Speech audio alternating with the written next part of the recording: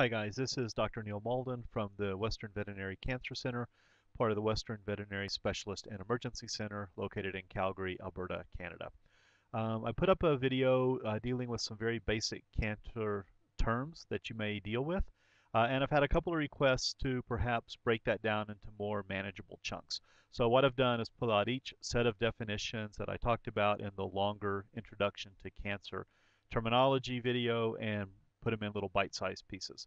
So watch them each individually, watch the entire thing, and be sure and give us feedback if you found them useful.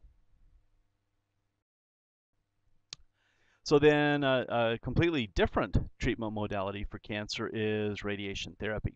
And radiation therapy is the delivery of damaging, also called ionizing radiation, targeting a tumor while attempting to spare normal tissues. And really, there have been huge technological advances in the treatment of patients, both human and veterinary, with radiation therapy. And most of those technological advances have been improvements in our ability to position a patient and to kind of lock them into place and make that positioning very reproducible, but also to deliver the dose of radiation just to the tumor site while really sparing the normal surrounding tissue. You should think of radiation therapy as primarily used to treat locally aggressive tumors. So unlike chemotherapy, radiation therapy does not impact the whole body. It is only going to treat a tumor where it's aimed. So we use radiation to try to get a tumor under control that is otherwise behaving in an unfriendly manner to its neighboring normal tissue. We sometimes use radiation as adjuvant therapy in patients that we know we need to gain local control of tumor, but then that tumor may also have metastatic potential. And since radiation is not going to impact the whole body, we know we're going to have to get chemotherapy on board if we're really going to have a chance of getting that tumor long-term controlled.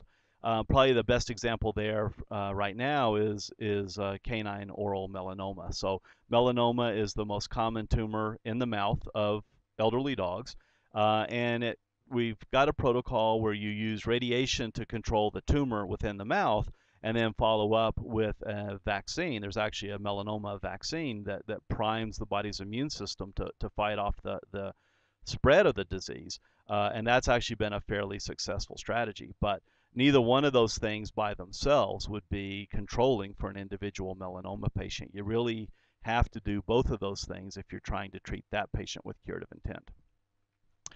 Really think about radiation and surgery as being two tools designed to accomplish the same goal, that of local tumor control.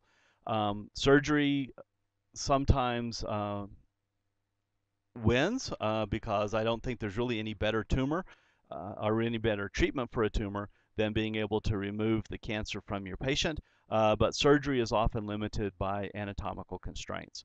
You may need to do an amputation to get the tumor in a patient that can't really tolerate an amputation. He's got another bad leg or something along those lines. The biggest downside to radiation therapy is that while it's not usually anatomically constrained, we can get places with radiation that we may not be able to get with a scalpel blade. It can fail if the tumor is inherently resistant to radiation. And that's true of any form of cancer treatment. Just because we decide to treat a tumor with some form of therapy doesn't mean that the tumor will actually care. And so you will see patients that you do everything by the book, you follow the treatment recommendations exactly right, and the tumor sort of scoffs at your efforts and just continues to behave in an aggressive manner. And that's really just the nature of the beast, the fact that, that cancer doesn't always do what we want it to do.